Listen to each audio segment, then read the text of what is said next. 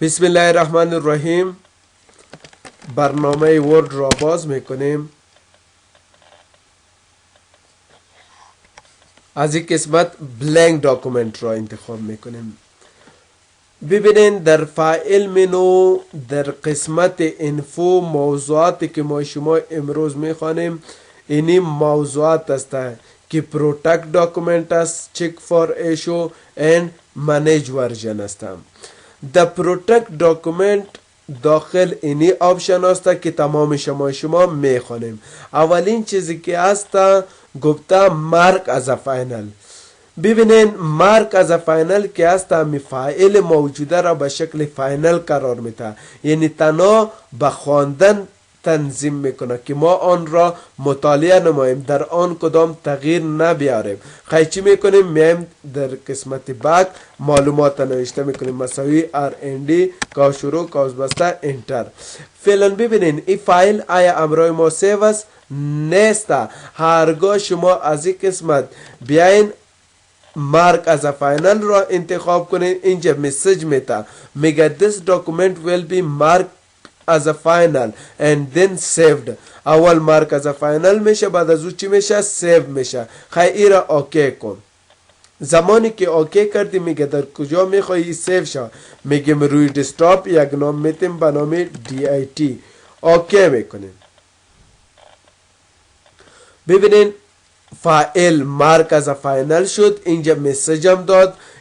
مسیج چی هستا؟ انفارمیشن هستا. ایره کلیک کسی کو تغییر دش میه، آیا تغییر ده میه پاک میکنیم میشه؟ نخیر. چرا ده اینجا گفته this modification is not allowed because the selection is locked. اینا اینجا مسیج میتانه. ببینین این رید اونلی است. این را تنها تو استدی کرده میتونی، دی تغییر آورده نمیتونی. اگر بازم خواسته باشین دی تغییر بیارین edit anywhere را کلیک کنین. زمانی که این را کلیک کردین بازم میتونی دی تغییر بیارین. این را خو انشالله فهمیدین. میایم سر آپشن بعدی گفته encrypt with password. سه کنین. زمانی که encrypt with password را شما استفاده کنین، هرگاه شما امی فایل را باز میکنین در وقت باز کردن از شما پاسورد میخواه.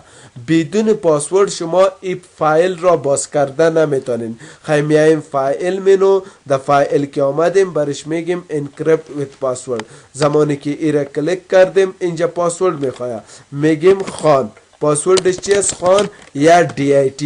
پاسورد چی دادیم؟ DIT. پس میگیم DIT. چرا گفته ریترن پاسورد؟ امو پاسورد که قبلا دادیم او را دوباره بتین. یک اوکی کو. سه کو a password is required to open this document. پاسورد برای امی فایل وقتی که باز میکنین ضروری است. چرا؟ ریکوایر شد. یک چیزی که ریکوایر باشه او باید در اونجا انتری شود. خیلی را فعلا سه کو دی انتری میشه. چرا؟ این با کدام پاسورد است؟ وقتی که شما این فایل را باز میکنین اون وقت اینی از شما پاسورد میخواه. این را کلوز میکنیم، سیو میکنیم. سه کو وقتی که پاسورد بتین امی سیو هم یک ذره وقت میگیره. میبینین یک چند دقیقه وقت میگیره. میبینین آلی سه کو فایل ما این نیست. این را اوپن میکنیم. میم دی قسمت برش میگیم اوپن.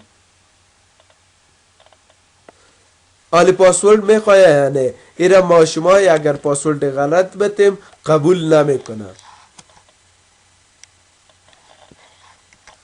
ببینین پاسورد دادیم، یک اوکی میکنیم. غلط است پاسورد. the password is incorrect. پاسورد چی است؟ غلط است. اوکی میکنیم. این فایل را کلوز میکنیم. چرا؟ ضرورت نداریم. دوباره میایم کجا اوپن پاسورد درست میتیم. DIT اوکی میکنیم. سه کو فایل امروی ما شما باز میشه. فهمیده شدنه. میایم پاسورد از این را چی میکنیم؟ از بین میبریم. اینجا میایم encrypt with password یا را پاک میکنیم. اوکی. ببینین پاسورد چی شد؟ از بین رفت. پاسورد دیگه که هست گفته است restrict editing.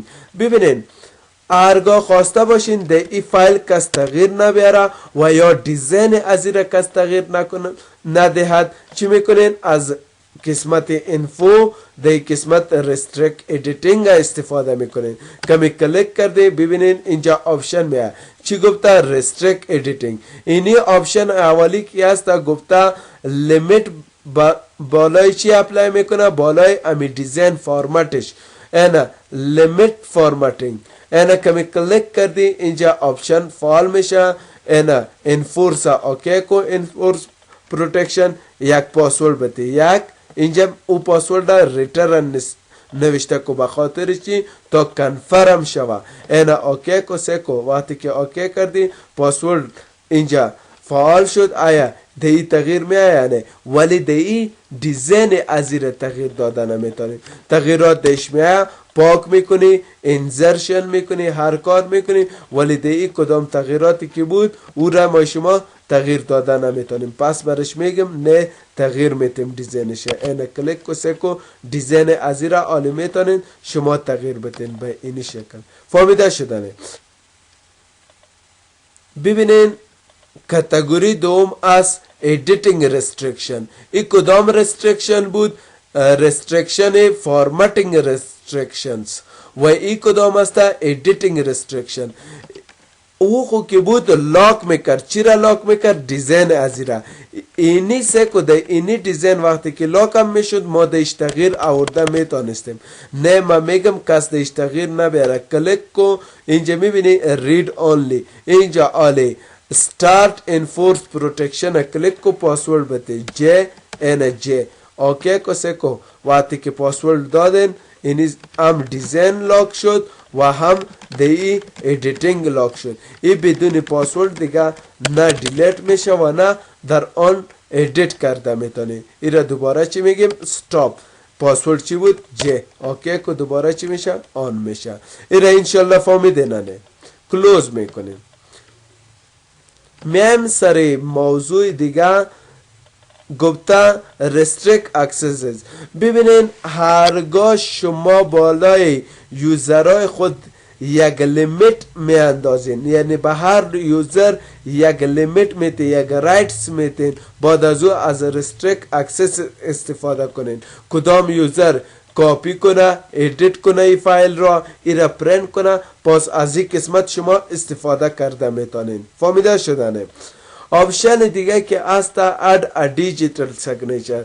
دیجیتال سیگنچر شما دیجیتال سیگنچر را اگر در فایل موجوده بیاورین از این آپشن استفاده میکنین. سیکو کمی کلیک کردی اینجا براتون گفته است مایکروسافت پرینتر شما باید داشته باشین چون ایرا اوکی کو سیکو بر شما چی میه صفحه اینترنتی میه که از این قسمت میتونین شما یک ساینتان یک امضایتان در فایل موجوده چی کنین علاوه کنین چون آل اینترنت نداریم میمانیم. خب متوجه باشین در آفیس 2010 ای بدون اینترنت چی میکنه کار میدهد. فهمیده شدنه؟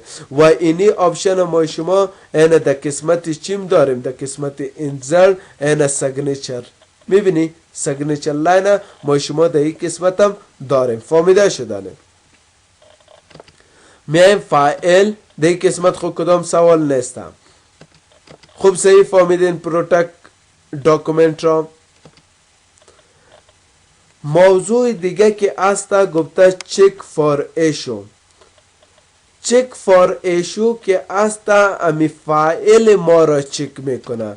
مثلا در اینجا گفته انسپکت داکومنت زمانی که ای را کلیک میکنی اوکی کو سکو اینی موضوعات است. سیستانه به طور مثال اگر ما اینجا کومنت داشته باشیم یا دبل کلیک میکنیم هیدر دادیم اینجا چی دادیم هیدر دادیم اینجا میایم اینی تکس پنهان میکنیم فونت پراپرتی در قسمت که آمدیم اینی را چی میگیم هایدن تکس پنهان کردیم در اینجا یک کومنتس میتیم در کجا میایم در قسمت انزلت در انزلت که آمدیم یک کومنتس دادیم و همچنان ما شما در اینی قسمت وقتی که این را کومنتس دادیم میایم پایان تر از این یک شیپ را میگیریم این شیپ را گرفتیم اینی را ما شما از قسمت سلکشن پن هاید میکنیم. چی میکنیم؟ هاید میکنیم. ببینین ما میخوایم این را چک کنیم که در این فایل کامنت استفاده شده نشده، کدام تکس هاید شده یا نشده. به خاطر همین موضوعات ما شما از این استفاده میکنیم. در پراپرتی میایم یک ذره پراپرتی برش میتیم. یعنی اینی تایتل اینی موضوعات است. این را خب ما شما میخوانیم تنها بفهمین. کلوز میکنیم. زمانی که کلوز کردیم میایم در فایل برش میگیم چک کو انسپکت داکومنت. اوکی بگو، یک اوکی کو سکو.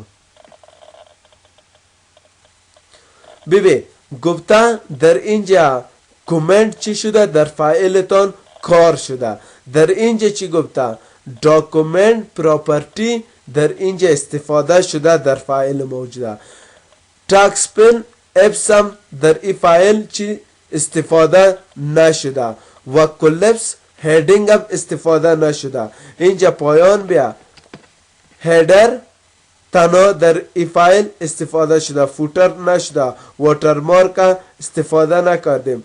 یک آبجکت ما شما هاید کردیم انه اون در این قسمت استفاده شده و تکس هم استفاده شده. به طور مثال سکو این فعلا چک استانه میایم ایرا کلوز میکنیم. اینجا یک هیدینگ میتیم، اینه کلیک کن کابل، اینی کابل کلیک کن هیدینگ یک. هیدینگ یک وقتی که ساختیم میخوایم اینی آپشن چک کنیم، بیایم ده ای پراپرتی ازی برش میگیم کلپس. سکو جزئیات ازی پنهان شد انه میایم برش دوباره چک فار ایشو اوکی کو اوکی. یک بار دیگه چک کو سکو. ببین کلپس هیدینگ هم چی میشه؟ فعال میشه. همین شکل تمام ازیا را شما چک کرده میتونی. من میگم خیچی را از بین ببر، کامنتس را از بین ببر، دیگه چی را از بین ببر، پراپرتیش هم از بین ببر، کلپس هیدینگ هم از بین ببر و دیگه هیدر که باشه اورم از بین ببر و او تکس که آبجکتی که پنهان باشه اورم همراه با تکس که پنهان باشه کلش چه میکنه؟ از بین میبره. ریسپکت بکن انسپکت. وقتی که را کلیک کردی سکو هیچ چیز اینجا سرچ نمیشه. فهمیده شدی موضوعانه؟ تنها چک میکنه که در فایلتان هیدینگ استفاده شده یا خیر. دیگه مثلا کامنتس هیدر این موضوعات هستن که شما چک کرده میتونین. سوال دارین در یک قسمت؟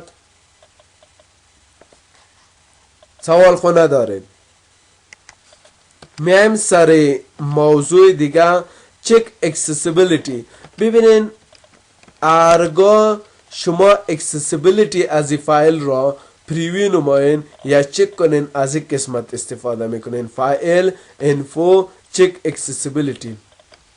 فعلا اکسسیبیلیتی کدام مشکل داره؟ نخیر. هرگاه شما مثلا اینجا یک آبجکت یا یک شیپ را درا کنین اونجا بر ما شما یک چی میتا؟ ایرور میتا. یا ای را دیلیت میکنیم یک تصویر میاریم. سکو اونجا خور ایرور داد، ولی اگر تصویرم بیارین بازم یک ایرور میتا. سکو ببینی اینجا گفته missing alt text. alt text با معنای alternate text می باشه. ولی ایرا ما شما چطور از بین ببریم ای ایرور؟ رایت کلیک کو فارمت پیکچر بیا. در فارمت پیکچر که آمدی از این قسمت شما در این قسمت میبینی در اینی قسمت که آمدی چی نوشته است؟ alternate text. ایرا کلیک کو یک تایتل بده. چرا اونجا alternate text و یا alt text نبود؟ اینا مثلا alt text که میتی اونجا چی میشه؟ acceptable میکنه و accessibility لا چی میکنه؟ درستر نشان میده. فهمیده شدنه؟ دوباره ایرم دیلیت میکنیم. میایم سر آپشن دیگه. آپشن دیگه که است گفته چک کمپیتیبیلیتی. ببینین چک کمپیتیبیلیتی که است برای چک کردن امی فایل ما استفاده می شود. یعنی به چی معنی؟ هرگاه شما ای فایل آفیس 2013 را سیو میکنین با آفیس 2003 یعنی با فرمت 2003 سیو میکنین، این را چک میکنه که کدام افکت هایی که شما در ای فایل دارین از بین خونه می رود. تنها ای را براتون چک میکنه. سکو به طور مثال اینجا نوشته میکنیم افغانستان. اینی را کلیک کن، یک ذره بزرگ میکنیم به این شکل. از این قسمت اینا هم از اینجا میشه، اینجا خورد اینا بزرگ. اینجا یک افکت میتیم.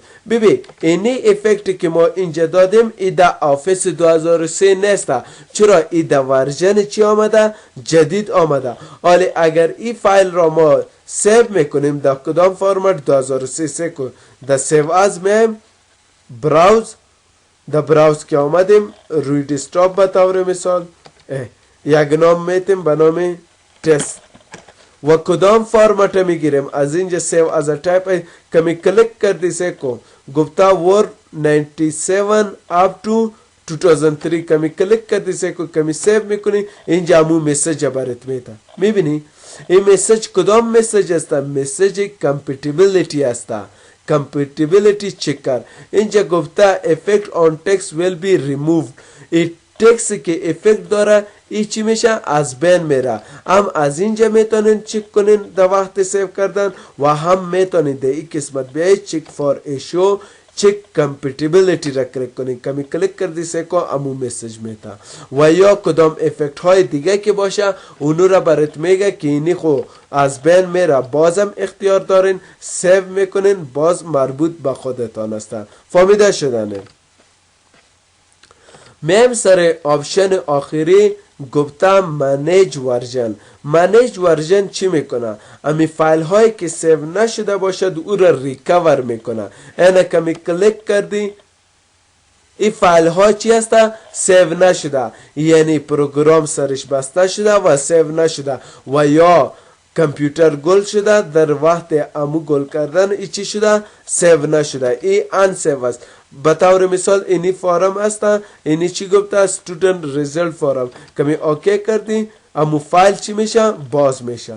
وقتی که ای باز شد اینجا مسیج میده فعلا خود سیو نشده recovered unsaved file. ای را سیو بکن در هر جایی که سیو میکنی دیگه ضرور نیست که شما ای را ریکاور کنین. این سه کو فایل امرای ما چی میشه؟ سیو میشه.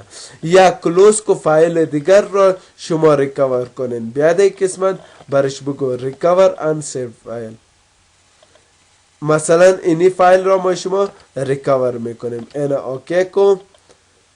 وقتی که ای را کلیک کردی یک فایل است میتونی ای را سیو کنیم. ما میگم نه سیو نمیکنیم، اسکیپ میزنیم. یک فایل خالی است. امی تو هر فایلی که باشه شما او را ریکاور کرده میتونی. ما میگم نه اینی را ببین وقتی که سیو نکنی اینجا مسیج میده recovered unsaved file. فعلا چی شده؟ سیو نشده. یک مسیج داد. حالا کلیک کو ای را برش بگو سیو از میشه که ای را شما سیو کنین. اینا ریپلیس بگو او چی میشه؟ سیو میشه و او مسیجم از اونجا او رنگی که داشت از بین میره. این را انشالله فهمیدین. سوال دارین در قسمت؟ ادامه شب خیر با شما فردا میخوانیم. سوال خود ندارین این را کلوز میکنیم، سیو نمیگیم.